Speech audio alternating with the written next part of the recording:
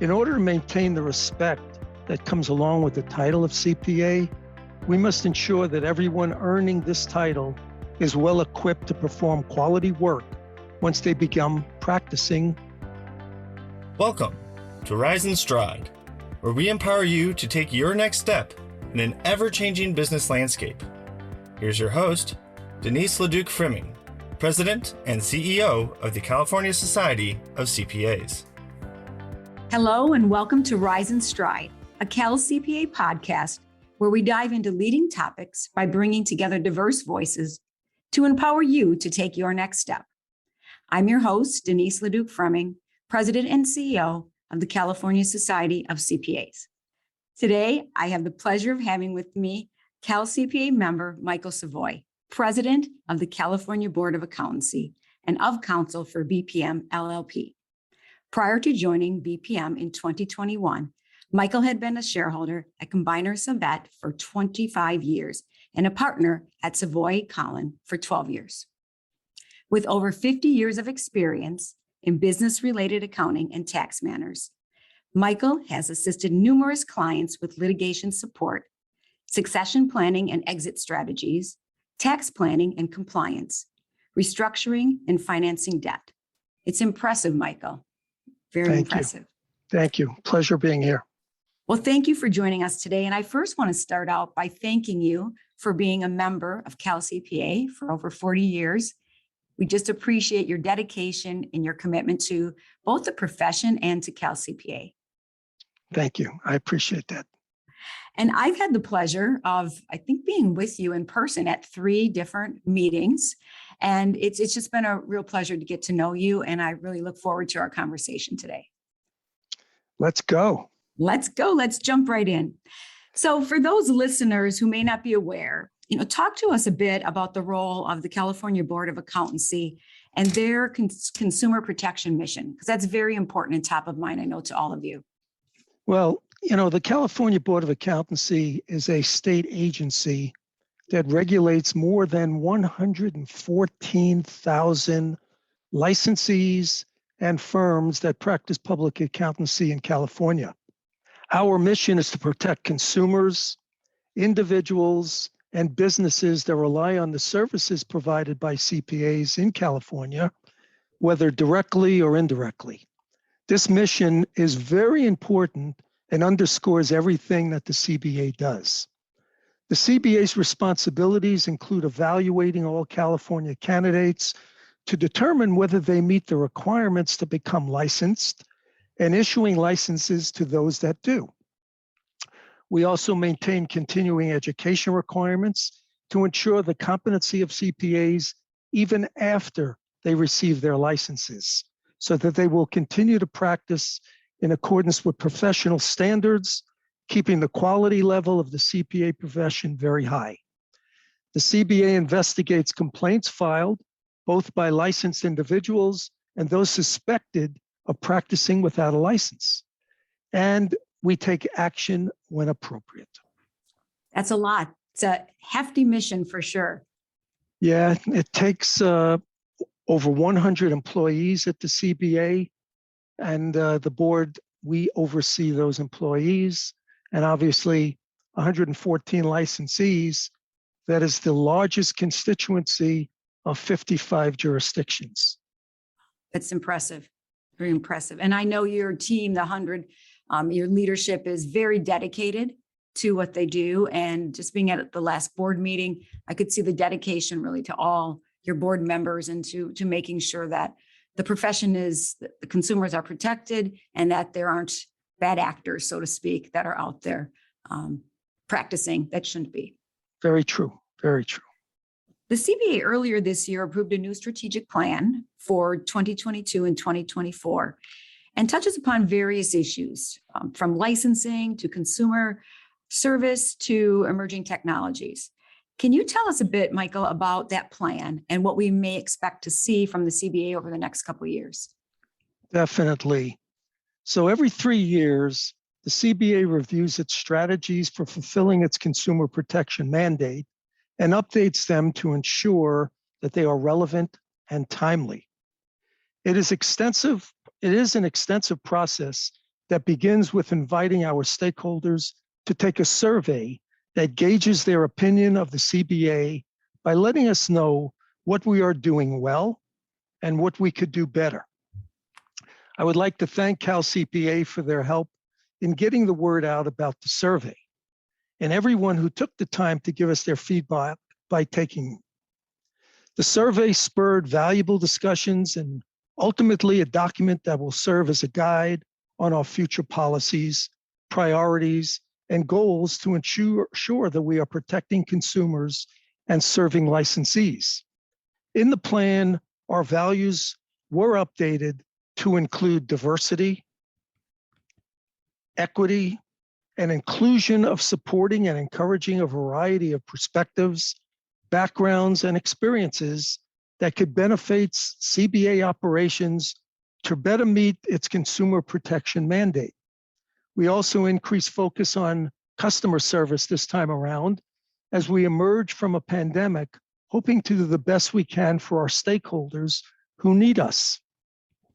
We also identified new objectives for other areas of the CBA, which include enforcement, which was exploring opportunities to increase CBA authority to combat unlicensed activity, and in the licensing arena, by implementing emerging technologies as possible to maintain processing timeframes and reduce our reliance on hard copy documents.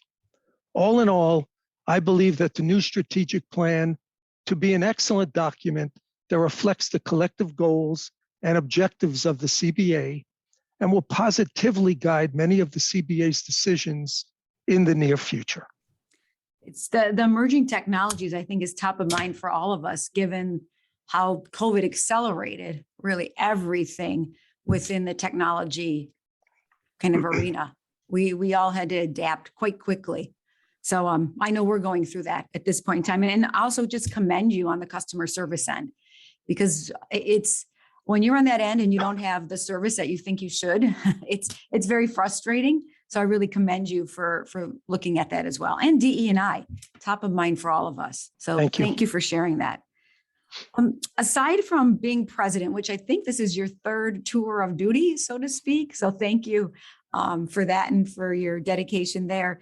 I think you've served in various roles at the CBA for more than 10 years. So how have you seen the profession? This is going to be a great question because you have so much experience, but how have you seen the profession and the regulatory environment change in that time? And what changes do you see on the horizon? Are there any that are really going to stick or be top of mind for all of us?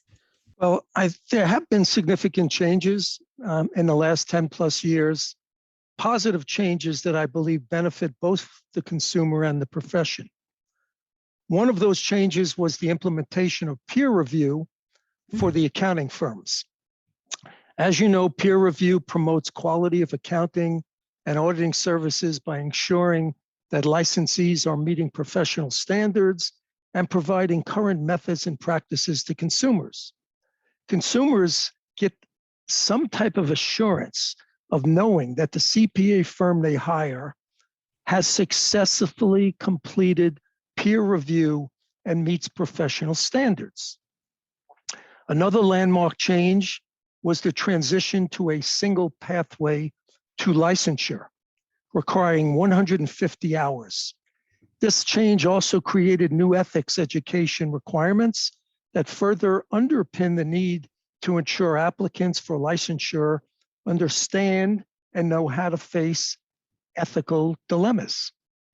These educational changes for licensure occurred shortly after the CPA also implemented a 10-hour ethics continuing education requirement for CPA license renewal. Again, further emphasizing the CBA's mission by requiring future and current licensees understand the ethics behind providing accounting services to instill trust in the consumers that they serve. Mobility was also a significant change for California that further supports consumer access to qualified CPAs. I think some of the biggest changes are still ahead, and that involves CPA evolution.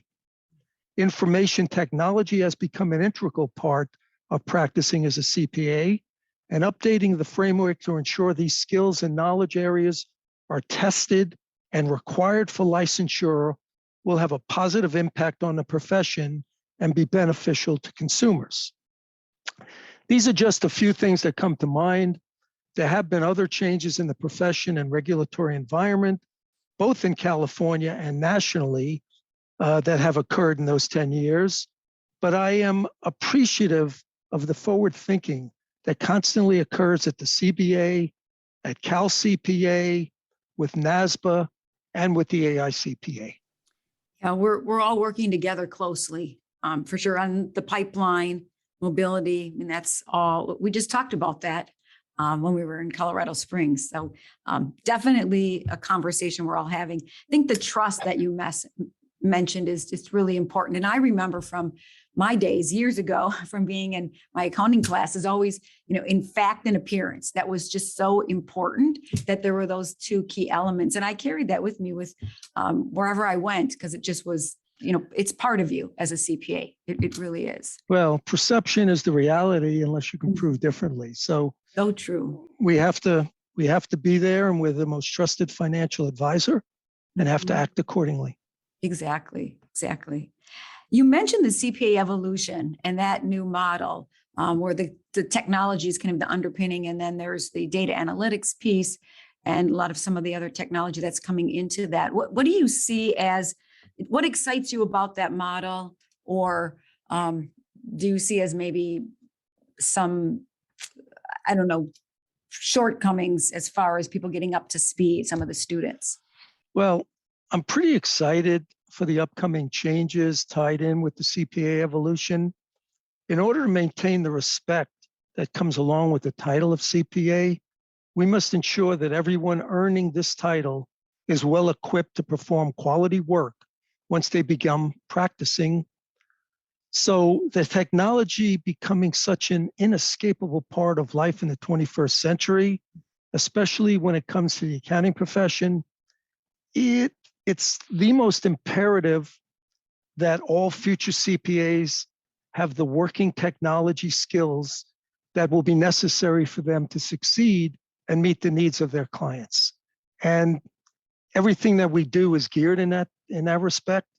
And you can see that there are other pathways to now becoming a CPA, and certainly CPA evolution is addressing all of those concerns. Mm-hmm. Mm-hmm.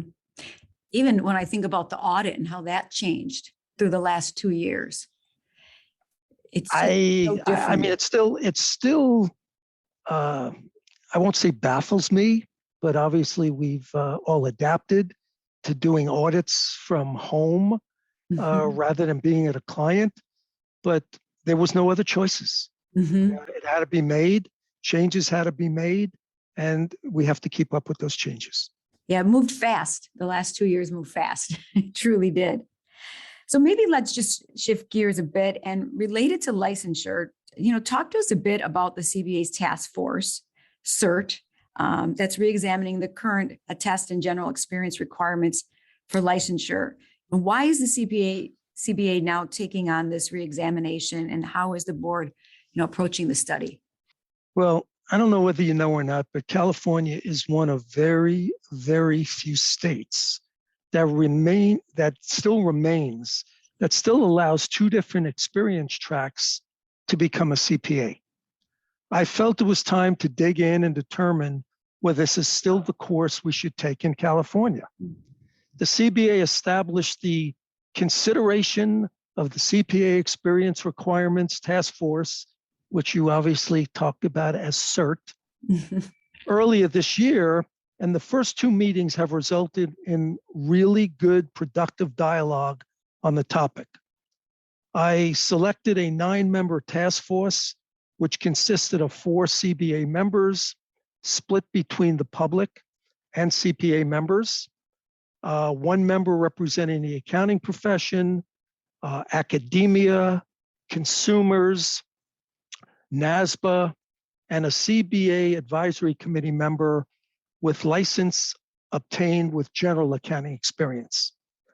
With the various voices representing this task force, we can weigh the pros and cons of any next steps effectively with input on how they would affect the many licensees we have serving clients in a multitude of ways. While the task force is being conscious of the pipeline issues and the need to have quality candidates entering the field without unnecessary barriers, they are also considering the critical importance of the test experience requirement and the qualifications necessary to sign reports on attest engagements. This is truly an important topic for the profession and consumers. And I encourage licensees and those considering entering the accounting profession to attend CERT meetings and participate in these discussions.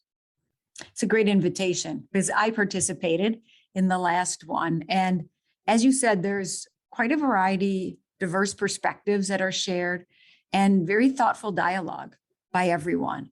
Not just to rush to a decision, but really to understand the purpose and the history and also kind of where the profession is headed. So it was really interesting to be involved.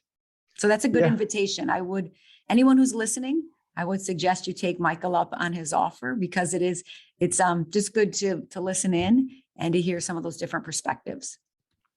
And they can either come to meetings in person, since our board meetings are back in person, or they can listen in, and all our meetings are webcast live. So I welcome any and all.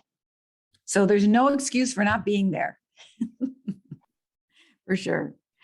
So just another question kind of on the regulatory space. So with the regulatory scene feeling as though it changes daily, because we all know there's a lot of changes out there, what legislation is the CBA keeping an eye on that might affect the profession? Is there anything in particular? Well, the CBA is currently keeping track of a number of legislative measures that may have an impact on the profession or on CBA operations.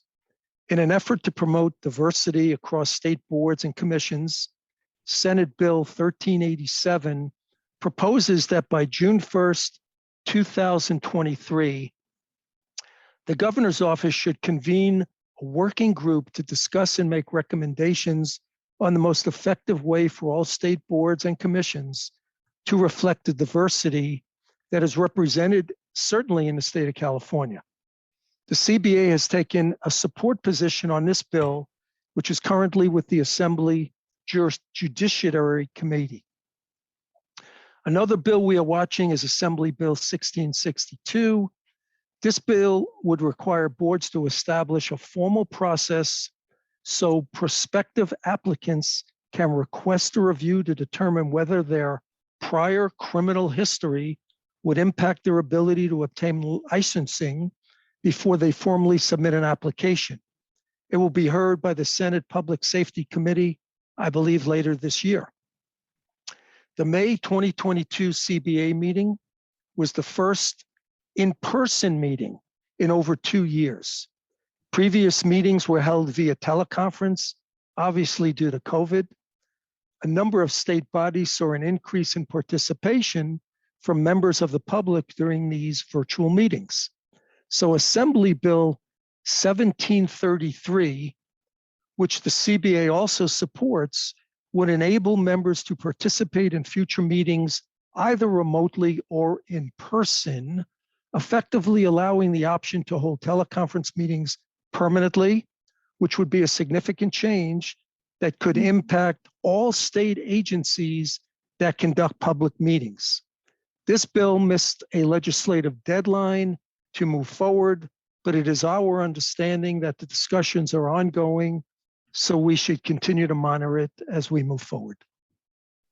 So just going now a little personal, shifting gears a little bit to another side, you've apparently passed on the accounting gene to your children, which congratulations.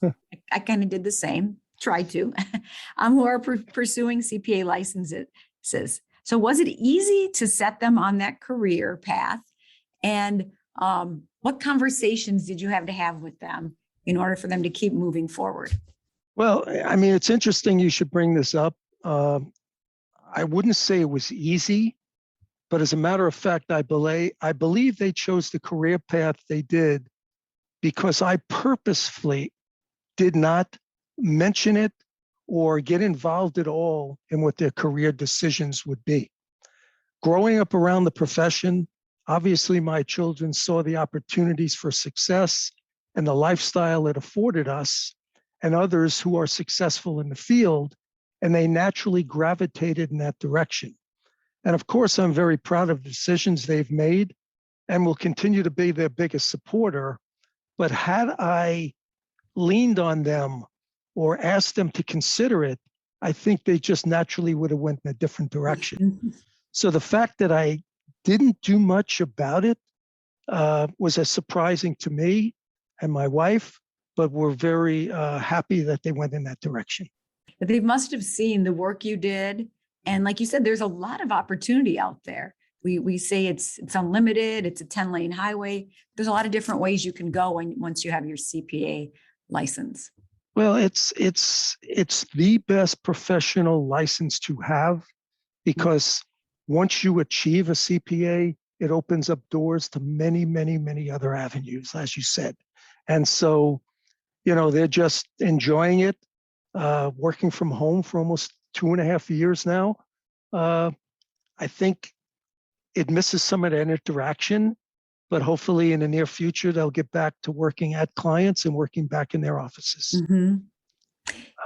It's always interesting, the client piece, because you get to interact with so many different people, different businesses, and I just think you can learn so much from all of that. Yeah, I think, obviously the pandemic has caused, some concerns moving forward, but I'm hoping that we can get back in and press the flesh again. Hope so too. I like that. I'm going to take that away. That's good. So what advice would you give those young professionals that are listening, about a CPA career, and how could they get started or keep moving if they feel like they're stuck?